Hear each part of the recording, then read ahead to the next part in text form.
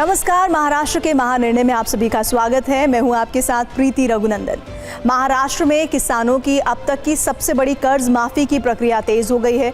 पुण्य श्लोक अहिल्या देवी होलकर किसान कर्ज मुक्ति योजना 2026 के तहत 36,585 करोड़ रुपए का कर्ज माफ किया जाएगा। इस योजना से लगभग 56 लाख किसानों को फायदा होगा। सरकार ने पात्र किसानों की जानकारी जुटाने के लिए बैंकों की जिम्मेदारी तय की है।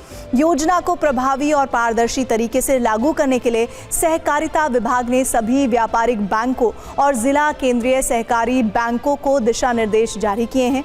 योजना का लाभ सीधे और पारदर्शी तरीके से पात्र किसानों तक पहुंचाने के लिए बैंकों से किसानों की डिटेल्स मांगी जा रही हैं। राज्य सरकार ने बैंकों को युद्ध स्तर पर काम करने के आदेश दिए हैं। इस प्रक्रिया में कोई कमी या गलती ना हो, इसीलिए बैंकों को मुख्यालय और जिला स्तर पर विशेष नोडल अधिकारियों की तैनाती करने को कहा गया है। प्रत्येक बैंक को मुख्यालय स्तर पर 2 नोडल अधिकारी की नियुक्ति करना अनिवार्य है। इसमें से एक अधिकारी योजना कार्यान्वयन समन्वयक के रूप में काम करेगा और दूसरा अधिकारी सूचना प्रौद्योगिकी समन्वयक के रूप में काम संभालेगा। हर जिले में जिला अधिकारी और जिला स्तरीय समिति के बीच समन्वय स्थापित करने के लिए स्वतंत्र जिला नोडल अधिकारियों के चयन के निर्देश दिए गए हैं। बैंकों को पात्र किसानों की सटीक जानकारी इकट्ठा करके उसे पोर्टल पर अपलोड करने और हर चरण में समन्वय बनाए रखने के निर्देश दिए गए हैं। मुंबई में मुख्यमंत्री देवेंद्र फडणवीस की उपस्थिति में पंढरपुर वारी से संबंधित डॉक्यूमेंट्री का प्रीमियर शो संपन्न हुआ। सूचना एवं जनसंपर्क महानिदेशालय और वार्नर ब्रदर्स डिस्कवरी चैनल द्वारा संयुक्त रूप से निर्मित इस डॉक्यूमेंट्री का प्रीमियर शो आईनॉक्स थिएटर में आयोजित किया गया।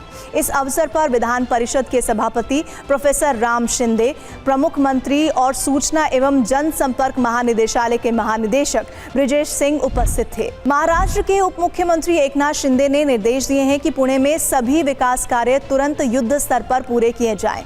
पुणे में हुई मूसलाधार बारिश के कारण श्री क्षेत्र आलंदी में नागरिक और बुनियादी सुविधाओं को हुए नुकसान के बाद विकास कार्यों के लिए कुल 10 करोड़ रुपए का विशेष फंड मंजूर किया गया है। राज्य सरकार के नगर विकास विभाग की ओर से ये 10 करोड़ रुपए का विशेष कोष मंजूर किया गया है। मुख्यमंत्री देवेंद्र फडणवीस ने गाय आधारित अर्थव्यवस्था के निर्माण को महत्वपूर्ण बताया है। नागपुर में राज्य माता गोमाता संवाद यात्रा के समापन कार्यक्रम में मुख्यमंत्री ने कहा कि गाय प्राकृतिक कृषि का केंद्र है और आज समाज में गायों की नस्ल के प्रति व्यापक जागरूकता है। उत्तराखंड, गोवा और असम के बाद अब महाराष्ट्र में भी समान नागरिक संहिता लागू करने की कवायद तेज हो गई है।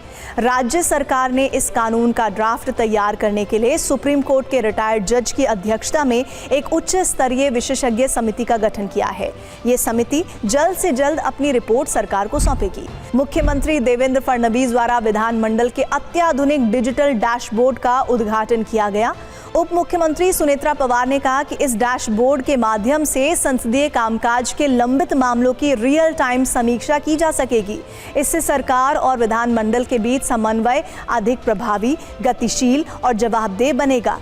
इस अवसर पर विधान परिषद के सभापति प्रोफेसर राम शिंदे, विधानसभा अध्यक्ष एडवोकेट राहुल नार्वेकर, संसदीय कार्य मंत्री चंद्रकांत दादा पाटिल और अन्य गणमान्य व्यक्ति उपस्थित थे। मुख्यमंत्री देवेंद्र फडणवीस की प्रमुख उपस्थिति में विकसित भारत रोजगार और आजीविका गारंटी मिशन कार्यशाला संपन्न हुई।